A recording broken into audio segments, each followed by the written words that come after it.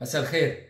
اليوم تعرضت النقيبة جينا شماس للتوقيف بحجة انه شهرت باحد اعضاء المنظومة السياسية اللي ايده طايلة، واستدعي التحقيق من الساعة 11 اطلقوا سراحها الساعة 5 بعد الظهر امام القاضي رجا حاموش.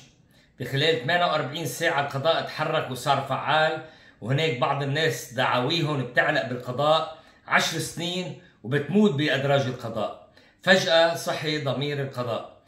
التهمة من قبل أو التحقيق من قبل القاضي رجا حاموش ضد جينا شماس إنه هي أفشت أسرار غير صحيحة عن أحد أعضاء المنظومة. بالمناسبة أخته بتشتغل بالبنك المركزي، وإنه كل ما قالته بالفيديو تبعه هو غير صحيح.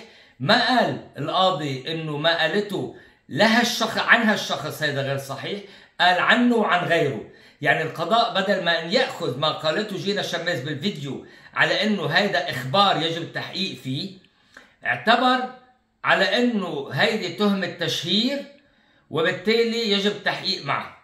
ونجاب ورقة وضعت أمامها إنه أنت بتتعهد بعدم التشهير بحق هالشخص أو بالأشخاص اللي ذكرتيهم بالفيديو مرة أخرى، وإلا بدك تتوقفي.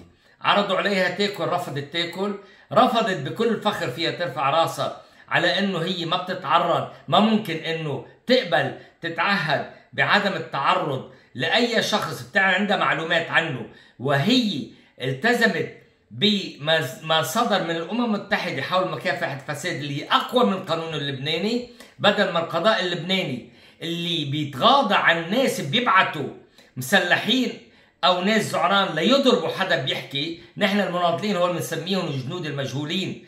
انتم بتعرفوا انه في ناس انضربوا، في ناس رفعت حصانة عنهم مثل المحامي حسن بزي، مثل نزار صاغية، مثل وديع عقل وغيرهم بيتحقق معه وبيحاول ينعمل صفقة معه.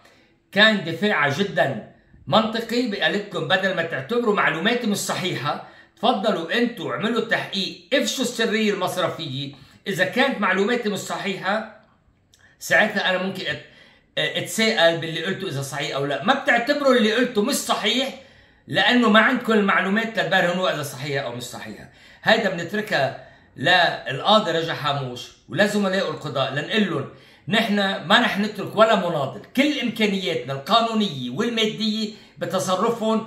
نحن عم نتجنب القضاء، يكفينا المعارك السياسيه، ولكن كل قاضي سيتعرض لمناضل من هلا ورايح نحن رح نكشف ارتباطه بالمنظومة السياسية، إما بمرجعية سياسية حماية أو بكيف يستفاد هو ماديا من خلال إنه هو جزء من هالمنظومة. هذا يكفي هاللي صار.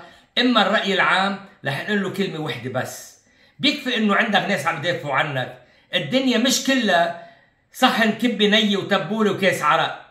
يتحرك الرأي العام، على الأقل خلينا نوعيه ويبعتوا هالفيديو لأكبر عدد من اللبنانيين. خلي على القليل انه انتم بدكم تاكلوا وتشربوا ما في مشكله مبسوطين، ولكن عرفوا انه في ناس عم يدافعوا عنكم لحقوقكم. ما وصل اليه الراي العام في لبنان معيب.